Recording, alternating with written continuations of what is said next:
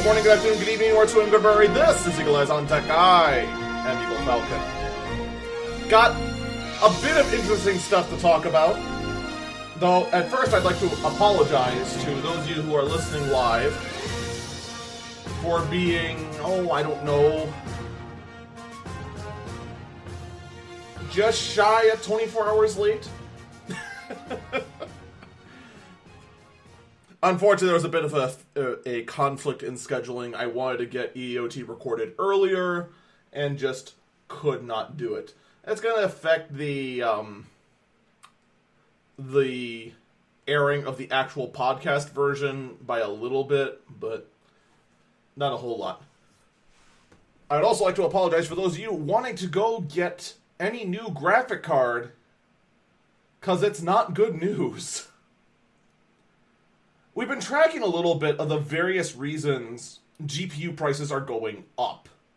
And granted, they're not going drastically up. Unless you're looking for an AMD card. Then they are going drastically up thanks to Ethereum. But for those of you looking for NVIDIA or any other GPUs or GPUs that just aren't good at cryptocurrency mining, you are currently being plagued by the DRAM shortage. And there's a number of reasons for the DRAM shortage. Phones now starting to use them, phones demanding more memory, various other DRAM facilities breaking down, etc., etc., etc. The unfortunate bad news that is now new is the fact that prices are due to continue to creep up, and the new plants that are being made now to help cover this shortage are not going to be able to produce anything of reasonable volume until 2019 at the earliest.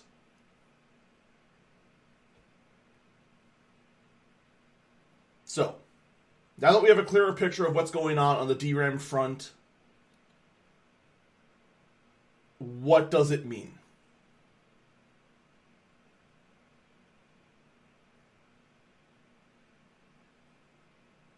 What it's going to mean is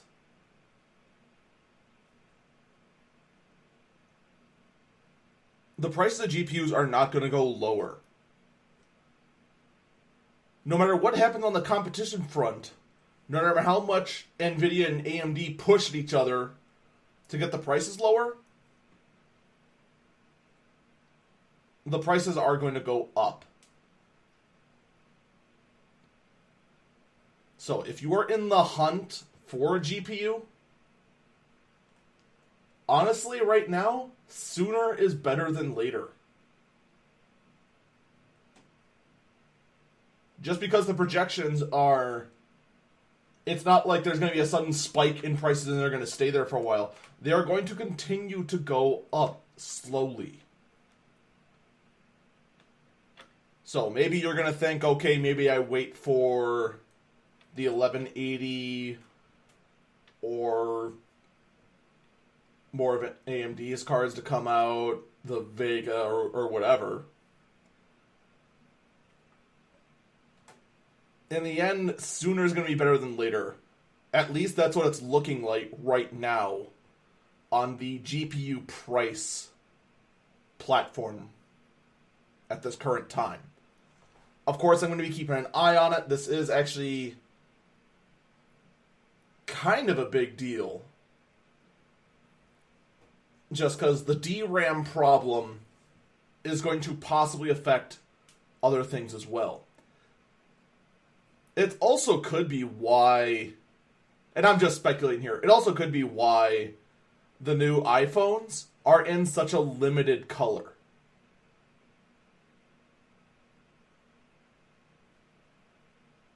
The iPhone 7, if you recall, it was in 5 different colors. Black, white, gold, pink, and slightly darker black.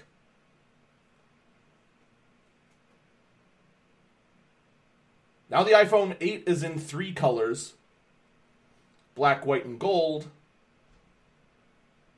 iPhone 8 Plus is in black, white, and gold, and iPhone X is in black and white. Because of the DRAM shortage, now they don't have to say, for every one iPhone make 5 colors, they only have to make 3. Which can help conserve the DRAM. That way you don't have a surplus of a color nobody wants, like pink. That's just a thought, though. It also could be the fact that Apple didn't want to stock 18 quadrillion colors of one device that people don't really care about. When push comes to shove, people are usually going to choose silver or black. Or in the case of the last phone, silver or slightly darker black. Alright, so, speaking of the iPhone, I want to talk for a minute about iOS 11. I've been kind of letting iOS 11 kind of skate under the radar. Because in the end, iOS 11 is just another iOS update. A few new features are added. The only thing really of note is the fact that the iPad gets a whole bunch of tools that brings it that much closer to being a real tablet operating system. Or just being a real operating system in general by having a file manager. But there is one thing I knew was a quote-unquote feature of iOS 11, but didn't realize what it entailed. iOS 11 is going to be a mobile operating system that is fully 64-bit.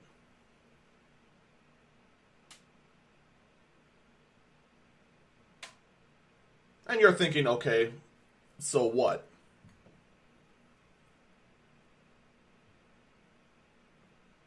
And that's what I thought too. So what?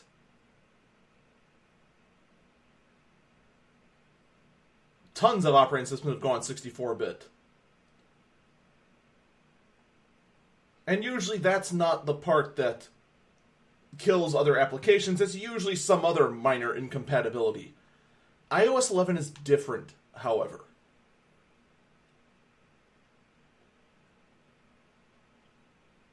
iOS 11 is completely incompatible with 32-bit apps.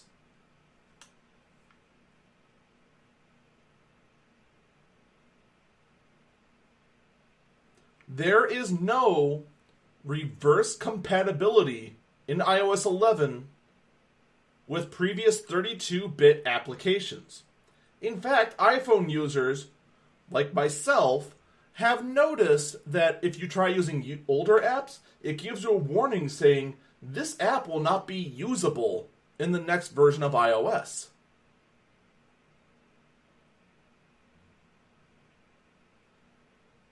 And you're thinking, so what? A lot of apps will update themselves and they'll be compatible. Big deal. What about some of the golden gems?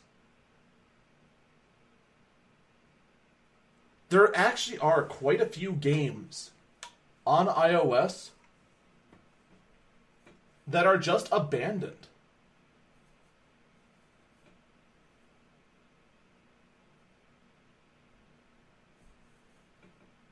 The biggest one that comes to mind is Flappy Bird. With the update, Flappy Bird will no longer be playable on iOS 11. And the developer could not believe, if you recall, could not believe how much people wanted to play Flappy Bird, despite the fact that it was basically made as a complete joke and to be a frustration generation. Or generator, I should say.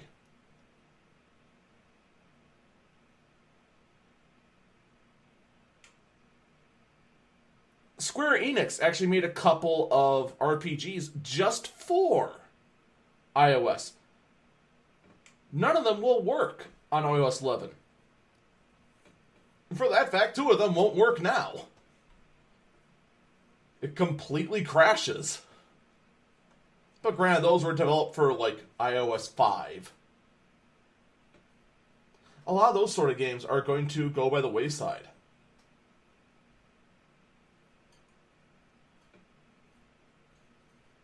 And there isn't much you can do, really. Which is kind of sad. Other than, you know, get an older iPad just to have it around and use it like an old Super Nintendo sitting in a corner collecting dust unless you have an urge to play Flappy Bird. And then wonder, why did I want to play Flappy Bird again?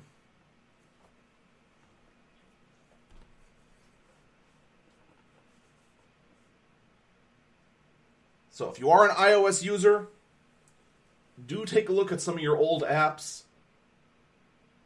See how many of them are going to work with the new iOS update.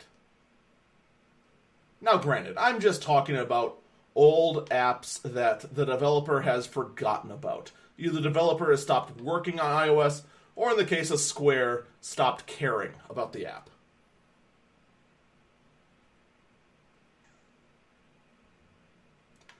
Grim asks in the chat, I wonder if that means the recently released Elder Scrolls Legends will have to be remade. More than likely, in that case, if it's a game that's recently been released, it's probably already ready. Like, you'll know if it won't work. Like, for example, the old Adult Swim game Robot Unicorn Attack. If you try opening it up right now, more than likely, I don't know if it's been fixed since then, but it will say, this app will not work on iOS 11 when you update. Contact the developer and try to make them update it. It'll give you that message. It also says rip Discord on iOS until it's fixed. The Discord app on iOS will work. Again, I want to clarify. This is talking about old 32-bit applications. These applications currently on iOS 10 will prompt you when you fire them up saying that this app will be incompatible. Currently right now, iOS 10, which is also a 64-bit operating system, has reverse compatibility to 32-bit applications. Now, I know Discord has a whole lot of other problems on iOS. Various outages. It's been having a lot of issues with notifications. There's been a number of issues that Discord has on iOS currently. But I want to clarify. Discord will not have an issue switching to iOS 11. Discord on iOS currently is 64-bit. More than likely, the Elder Scrolls Legends, I haven't taken a look at it, but more than likely, Elder Scrolls Legend, because it's so recently made, is also 64-bit.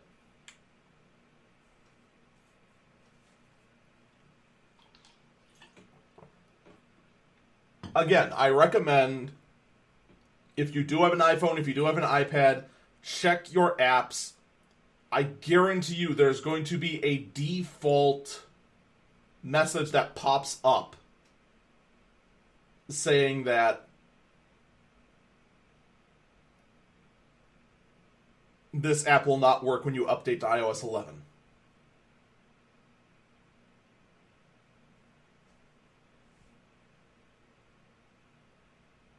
Alright, as far as Discord's problems, that's all internal, and right now I'm kind of waiting to hear from one of my contacts within Discord to hear what's going on. So as far as its current problems with iOS, I'm not really touching on that right now. The only thing I do know is that Discord is working on it internally. I don't know what the status is, though. So, and with that, we move on to We're going to play a new game. All right, chat? And those of you listening. I want you, in your head, to ask yourselves if this sounds familiar. All right? YouTube has announced a new way to earn money, real money, on YouTube gaming.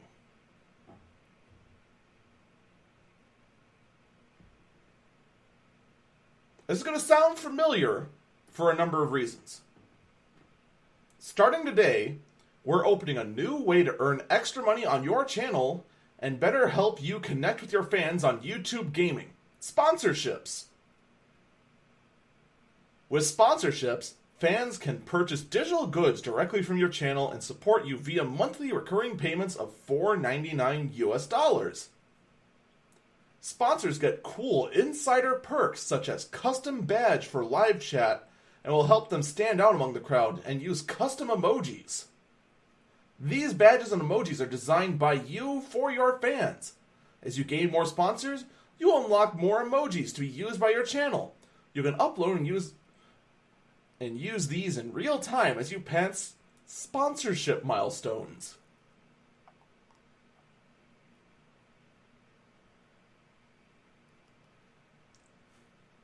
Sponsors also get access to sponsors-only live chat and immunity from slow mode. You'll also be able to set up additional perks through third-party services, such as on-stream alerts when you receive a new subscriber via Streamlabs, or an exclusive Discord sponsors-only server, where fans can connect and chat together.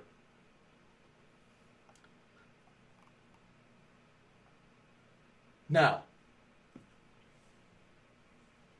if you've known me for a while, or at least know even the slightest bit about Twitch, you're saying, wow, that sounds exactly like Twitch subscriptions.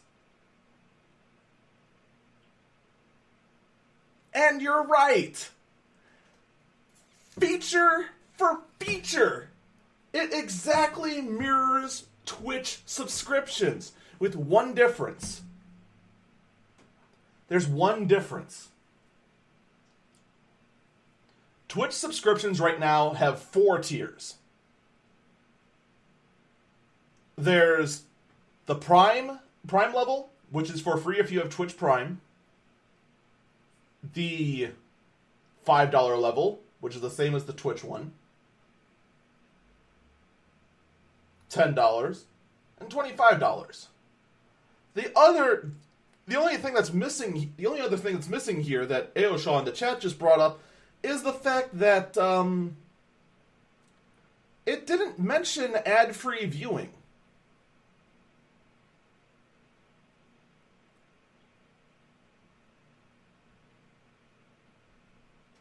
That's kind of interesting that was omitted.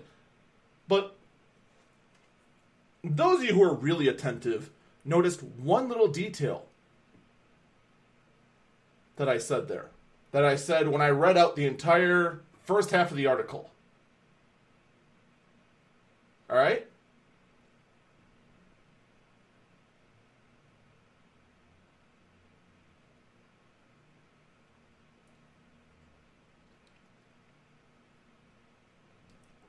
Do you notice when they were talking about third-party services?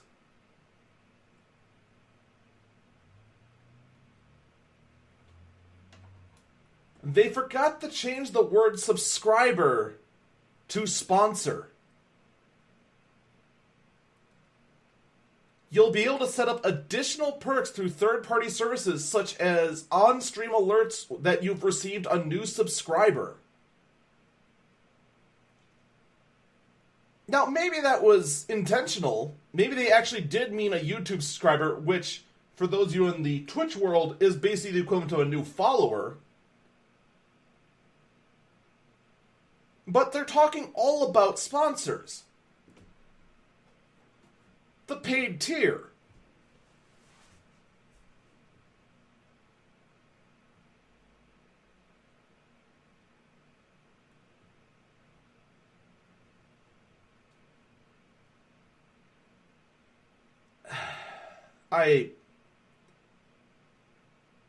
I mean, they're not even trying. It's an exact copy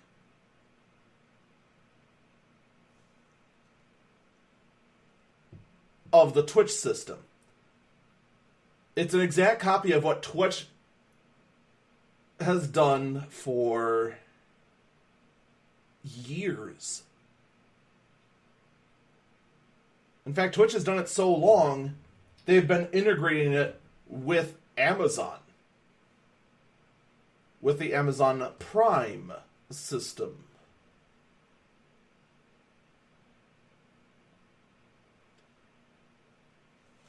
Now, those of you who are YouTube gaming fans, and for whatever reason feel like there is some sort of war between YouTube gaming and Twitch, might be thinking, oh yeah, well, more people can get access to the sponsor system than can get access to the sub button on Twitch.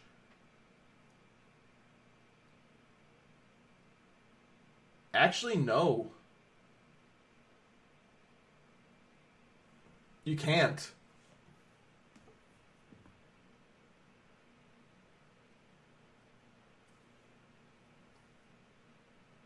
Because with the launch of this, there have been some major changes done to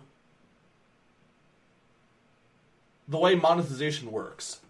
First off, to qualify for sponsorships, here are the requirements you have to meet. 1, you have to have a gaming channel. 2, your channel is enabled for live streaming. 3, your channel is monetized.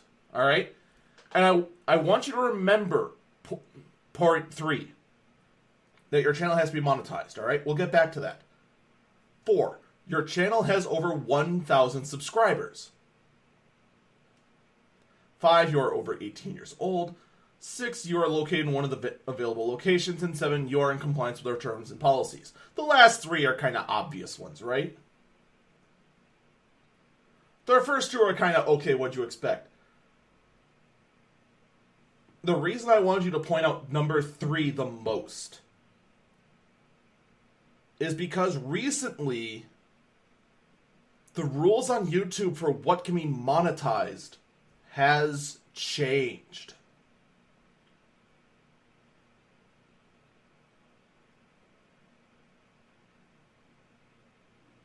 You now have to meet a view quota to be monetized. If you do not, you cannot collect ad revenue.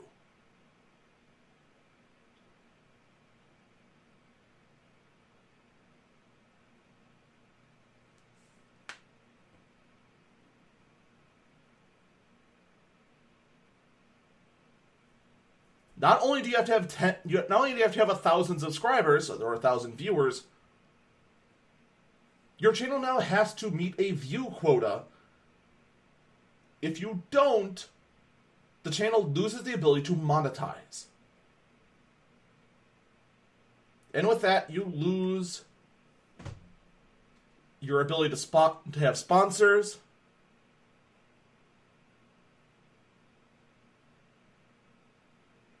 And then that's it.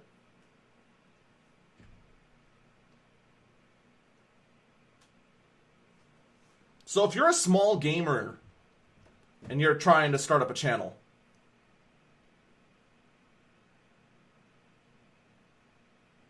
YouTube has actually now made it harder for you to collect any fruit of your labor than Twitch. And Twitch was, for the longest time, notorious for having gamers stream and put their heart out into their content and give them nothing in return. Fast forward to now, Twitch has the affiliate program that lets those small streamers collect some fruits of their labor.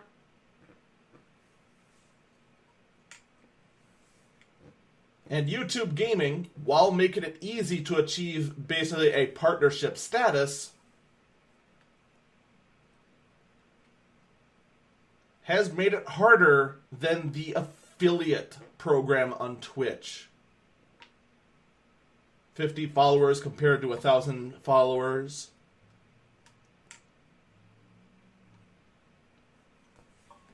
$10,000 average views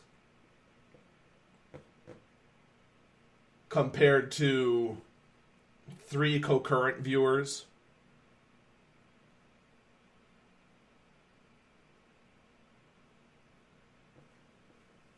I mean, there's no required stream time on YouTube, but I mean, those first 2 things guarantee you gotta pump out a lot. Whereas Twitch just requires, 20 hours worth over a month.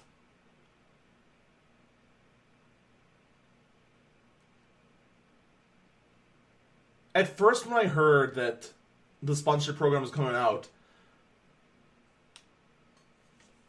I originally thought that the closed beta of this was the reason Twitch was forced to come out with the affiliate program.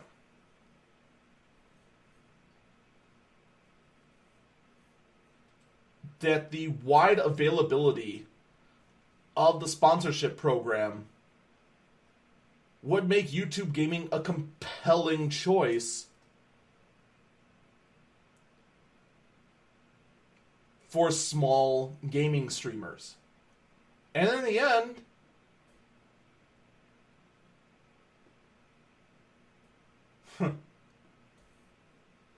turned out YouTube made it a lot harder, and in fact screwed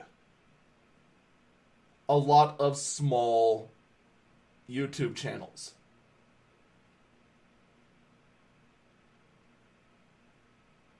Now, granted, I'm putting emphasis on that because my channel was one of them that lost the ability to monetize.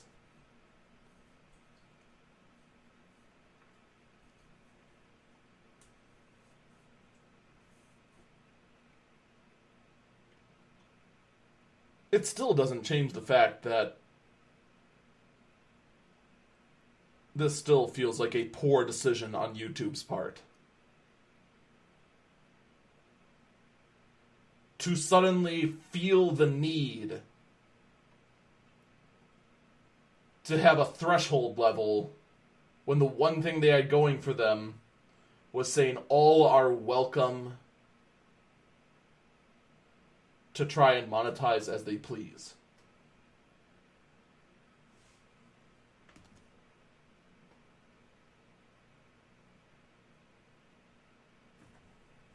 I don't know what you were thinking, YouTube. But hopefully we will... Well, I guess time will tell as to how well this goes for them. Alright, we're going to take a quick break here. When we come back, a publisher that is going a little off the edge about making sure spoilers don't get out. We'll be right back.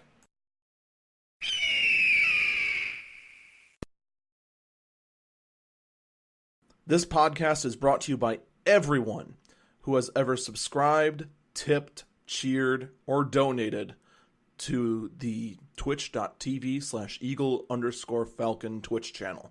You can go there as well and either subscribe, donate, or tip, and join those who have helped support this podcast. This month as well, in the month of September, you can subscribe to the channel or any Twitch channel for 50% off and still support the full amount. Thank you, everyone who has helped make this possible.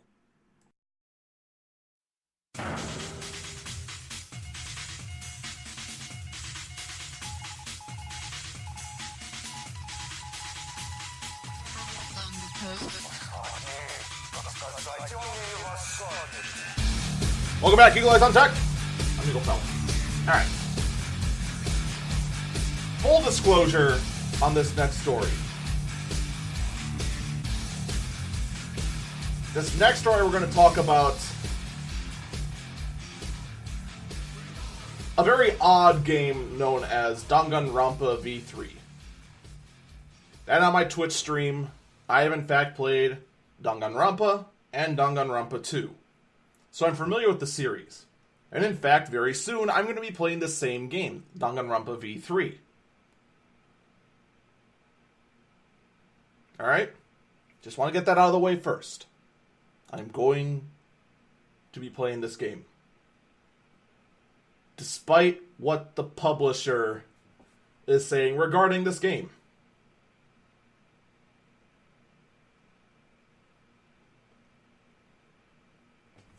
So Danganronpa V3, Killing Harmony, it's going to be released in North America in 2 days.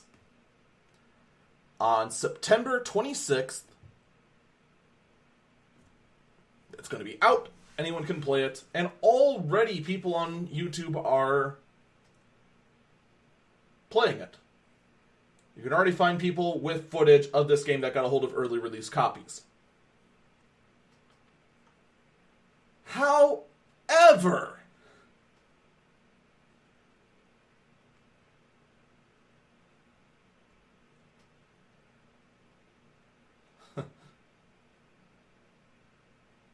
the developers for the North American division have tweeted this out. Those who decide on breaking the guidelines will risk being contacted by Spike Chunsoft to remove any video content past Chapter 1.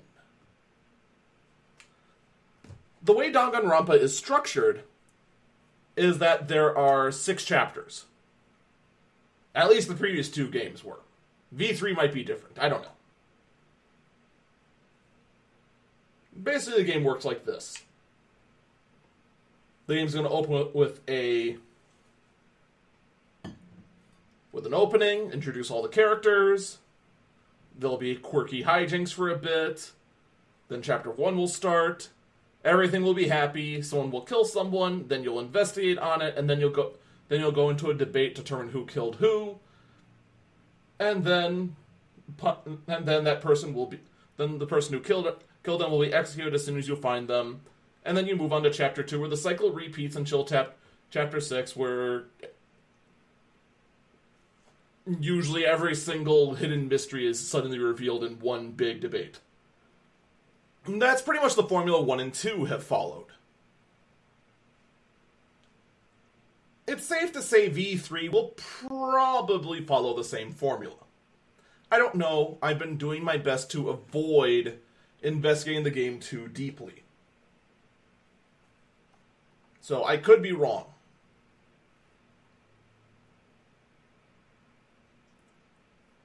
The key here is that the developer says it's fine for streamers and gaming personalities to show content up to Chapter 1, but if they go past that, we're gonna come down like a hammer and make you take it down.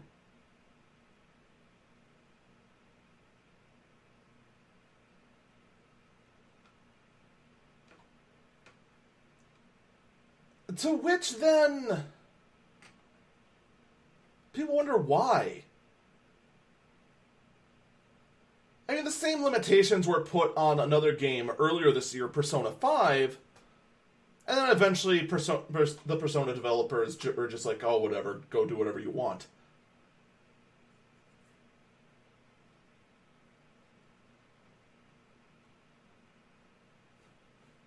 And in fact, with a lot of these Japanese developers, for games like Persona, for games like Danganronpa, nobody would even know these games existed if it weren't for the YouTube gamers or the Twitch streamers who heard about it from someone else and then decided, oh, I should check this out, and then play it and try to figure it out. And part of me gets why the developer doesn't want too much of their content to get out there.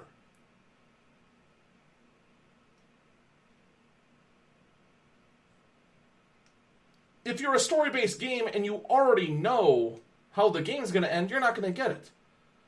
But here's the thing.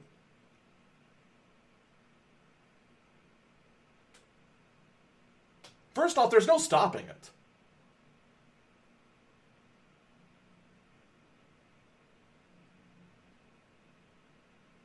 There are hundreds of thousands of streamers. And maybe you can pressure Twitch to be your law enforcers. Maybe you can get a YouTube bot or two to be your law enforcers.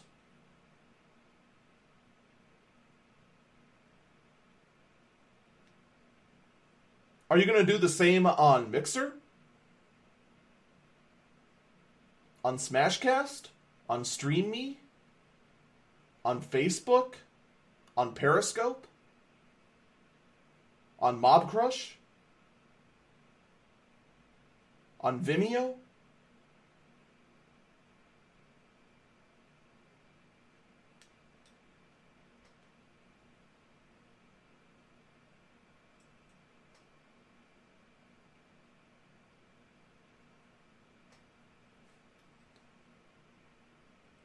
This isn't the first time that anyone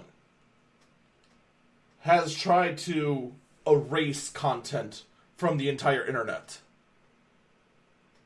No one has ever been successful.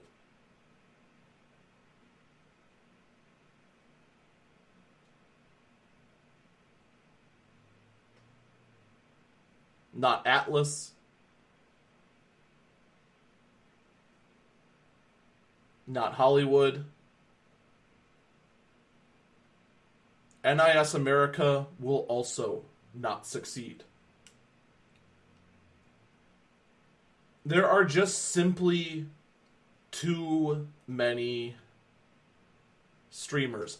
And then on top of that, the instant you try to be that kind of censor just because you don't want the secrets of your story to come out, that's when the 4chans of the universe go out and try to push the spoilers out there like they did with Snape killing Dumbledore. Oops, spoilers.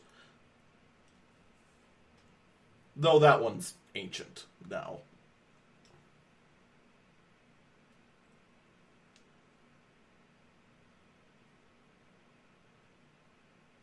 Here's the thing. I think this is absolutely ridiculous.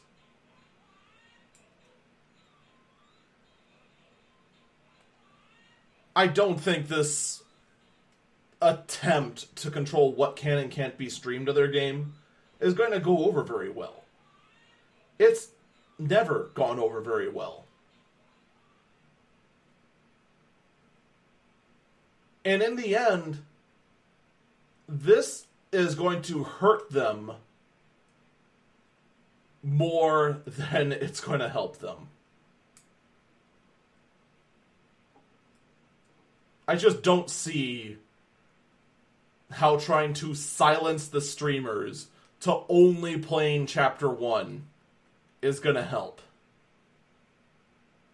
Especially when push comes to shove with streamers, they want to do the whole game.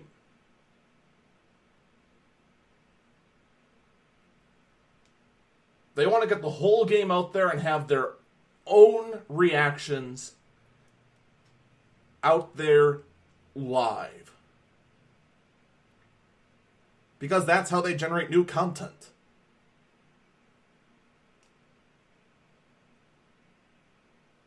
That's just all there is to it. And as for viewers that want to play the game themselves and don't want any spoilers, they've already gone through 2 games like this, at least from this generation, and countless others from other franchises. They just do this crazy thing called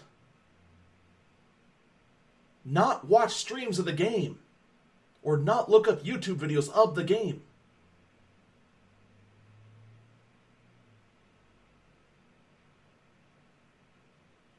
It's not that hard.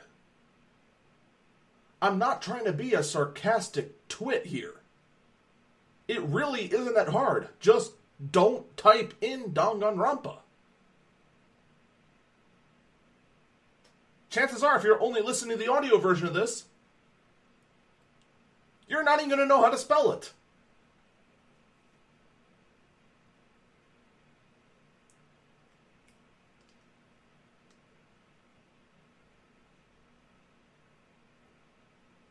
So, that being said, I still love the franchise. I do recommend anyone who hasn't played the games yet, go ahead, get them yourself, and go play them. That's not a sponsored recommendation. That's me telling you. They're good games, go play them. I'm going to play V3 as well. I don't know if I'm going to enjoy it. I'll let you know if I enjoy it. You'll find it on my Twitch channel.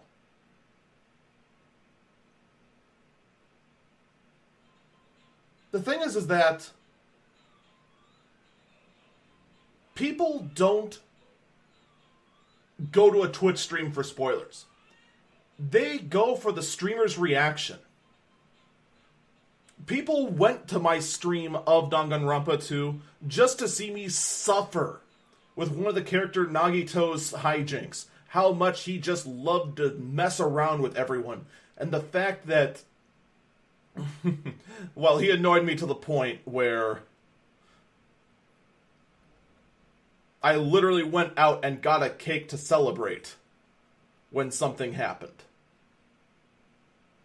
I know that's verging on the territory of spoilers. But seriously, go play the game yourself. You'll enjoy it. And then I'll always have the recordings of my streams of that if you ever want to go see my reactions to that.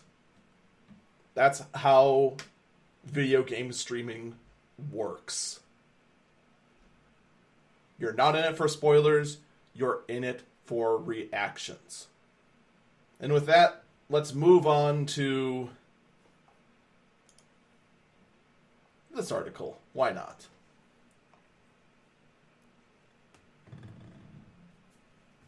I'm going to talk about AMD EPYC. EPYC is the actual branded term for chips we've already been talking about, the AMD Threadrippers.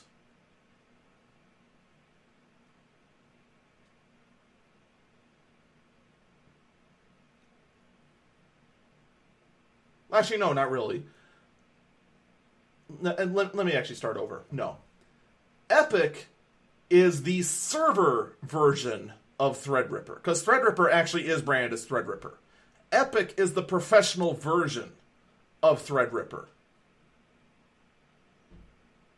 It's basically what, in the Intel world, what Xeon is to Core i7 and Core i9.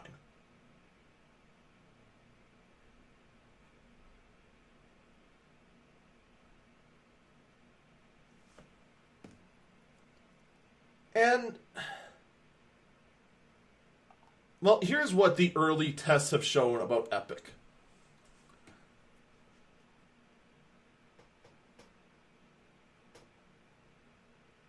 EPYC, if you recall, it's a chip that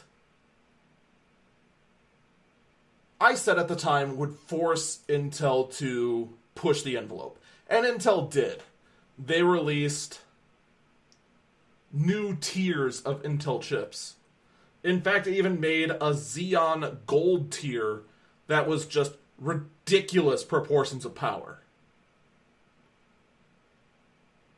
It turned out the reason for making Intel Xeon Gold was more than just waving around a big stick of specs. It's because EPYC smokes Xeon Silver.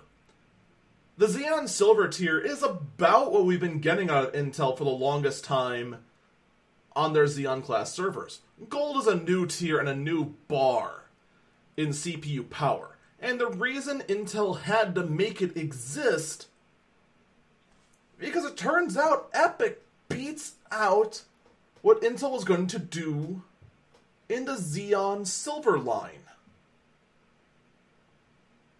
which would have been the main Xeon line.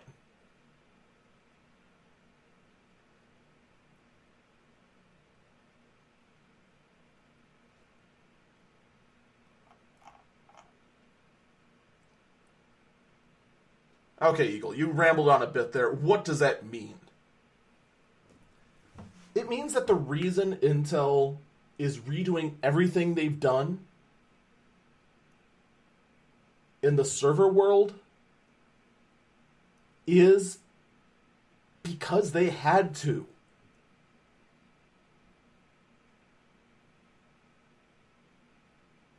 I know it's been week after week after week after week after week after week after week of me telling you, thank God AMD is back to being competitive and force Intel to actually try to develop new CPUs and actually bring CPU power forward. Because we've been in about a 10-year lull, where every year we only get about 2 or 3% more powerful.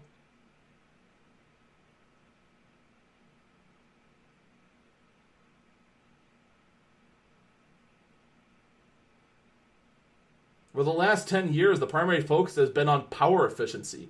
And don't misunderstand me. Power efficiency is extremely important in processors. It is very important. But the fact that performance has barely moved has meant that there's been very little that could be done on the consumer front for applications to be made.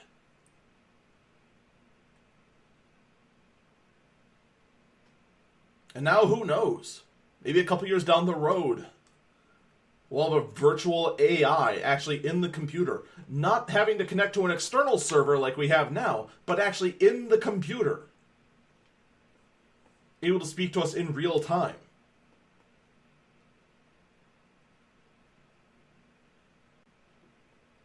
But again, that's just a crazy pipe dream. But at least now, it's more likely to be possible.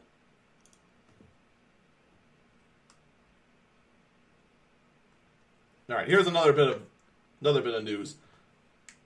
There's a 12 terabyte hard drive.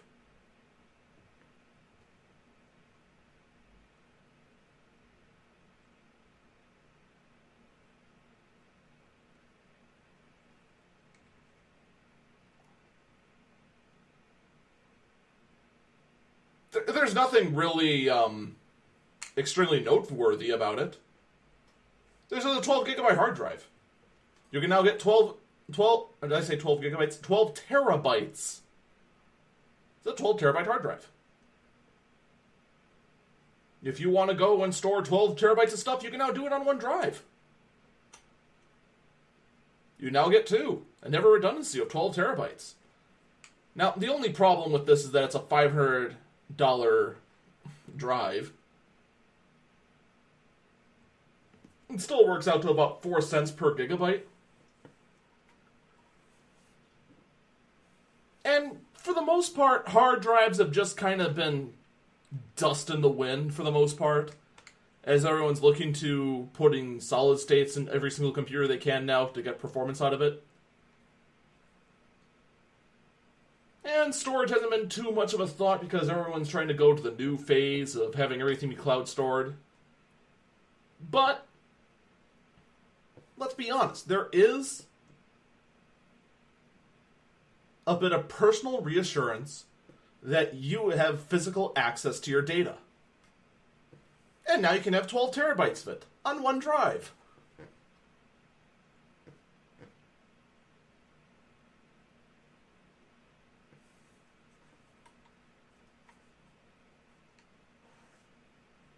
mean, that's the thing with a story like this. The only thing that really matters is that this drive exists. And exists on the consumer level. Granted, an expensive consumer level.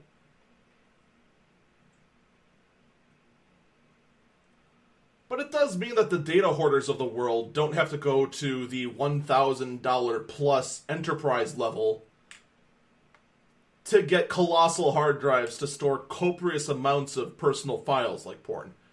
I mean, like documents. Yeah. So, there's that. The 12 terabyte hard drive, it now exists. So there you go. There's your tech trivia question of the day. What's the biggest hard drive that you can buy in a store? The answer is 12 terabytes. Next up, I want to talk about what the future holds for AMD.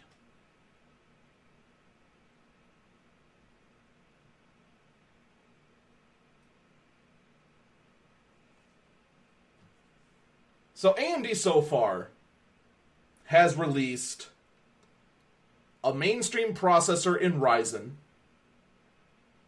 an enthusiast level processor in Threadripper, and a server tier processor in Epic, along with a mediocre graphic card in Vega. But still decently powerful.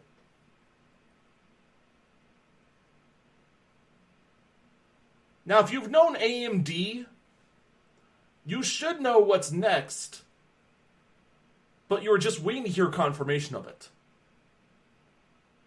We have 3 CPUs and a GPU. However, AMD is known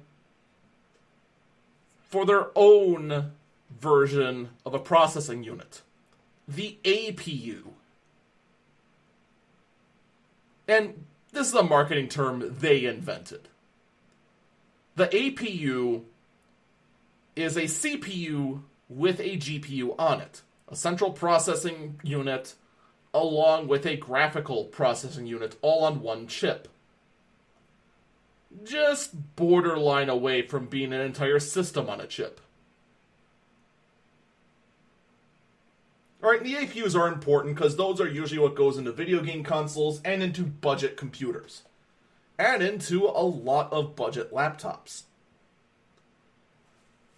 Well, AMD has confirmed that they are building a series of APUs that'll see up to a 50% jump in single-threaded performance, an impressive 90% performance increase on multi-threaded performance, along with having Vega onboard graphics onto the chip. The internal codename has been revealed. This will be called the Raven Ridge chips. So there you have it. We now have a name for the next APUs, the Raven Ridge, which the only person who will call it Raven Ridge is me. Nobody else will. Let's be perfectly honest. The only people who ever call these things by their code names are nerds. And of course, I am a massive nerd. Hopefully, the benchmarks that were leaked out showing the 50% and 90% improvements are true. Because it'll also mean that budget AMD laptops will actually be something I can recommend without absolutely laughing at anyone saying that they got an AMD laptop. That means I need to find another laptop that I can laugh at. Alright, let's get to our last story of the day, which, thanks to... Let me actually tell a story. On a Twitch stream that I host on my channel, there are streamers called Suddenly Ducks. Alright, they are rather adult, mature contented streaming group, and they have a robot in their chat called Krolobot. And Krolobot listens to everyone talking and just kind of forms its own sentences. And recently, this bot came up with a post of me doing a breaking headlines sort of thing and calling a fake show The Last Bird. So, why not? In today's Last Bird segment, let's give you The Last Bird. The brand new Gigabyte Z270X Gaming X motherboard, or Gaming 8 motherboard. This is a motherboard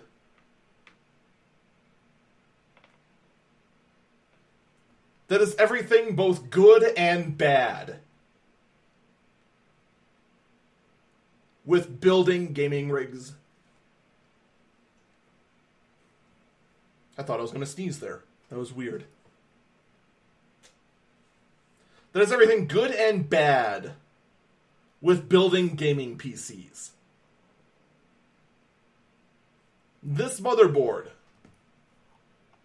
is sporting 4 RAM slots, an LGA 1151 socket for the latest Intel GPU, 2 usable PCI Express 16X slots, so you can SLI and Crossfire here at a reasonable rate. There are 2 additional PCI Express slots, but they're so close together you're not going to be able to get a good graphic card in there. Plus, they're not threaded right for graphic cards. They're more for expansion slots. It's clear. Alright, and it's got all the bells and whistles. We've got an air-cooled chipset block over the MOSFETs that also can be water-cooled. We've got nice shrouds. The thing looks very slick, and it has lights everywhere. I am not even kidding. This thing lights up like Vegas. There are 3 bright strips of orange in between each of the RAM slots. The underside of the heatsink for the chipset glows orange. There are slots on the right side of the chipset that also glow orange. There is a bar over the I/O ports that glows yellow to orange. There is a light show going on near the power supply connectors. There are lights underneath the 2 GPU slots where those would go. There are additional lights just under the I/O on the motherboard. There's blue lights near the heatsinks for the MOSFETs. And of course the whole thing is jet black. And I do mean jet black. It's as black as it could be. Oh, by the way, you know all those parts where I said that they were orange? Yeah, well, did I mention it's RGB? So that all of those colors could be any color you wanted? And have it pulse and get brighter and darker to the music, stay static, flash, cycle through colors, be random, do a nice color wave across the board, or intelligently turn from blue to red based on the heat of the various components. Oh, including having an onboard fan controller that intelligently cools various sections of the motherboard based on where everything is heated. It is insane. Literally insane.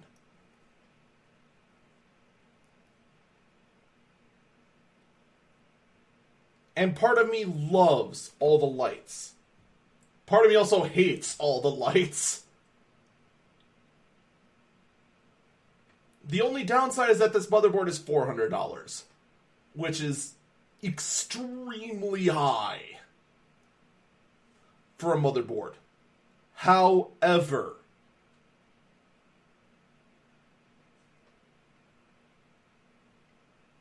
this motherboard, once again, makes a big point I always try to make when building a computer.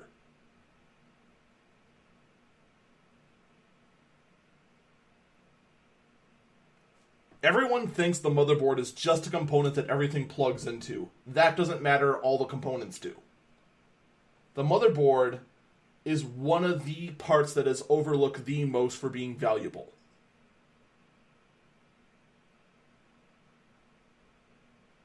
I have argued for the longest time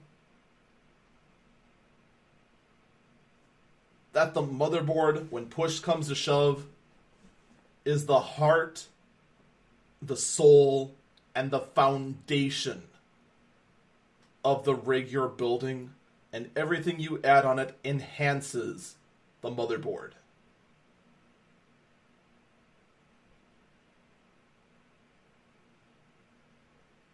And this board right here, its ridiculousness, its intelligent control of managing its own cooling, the amount of expansion it has, its crazy light show it's got going on. If there's ever a board that makes my point for me, this is the one that does it. And that, guys, is going to do it for me. Thank you so much, everyone who has listened to this podcast. Please do make sure to subscribe to this podcast or check us out live when we record this podcast every week Saturday at 12 o'clock Central Time, except for today. Take care, everyone, and I'll see you next time. Bye-bye.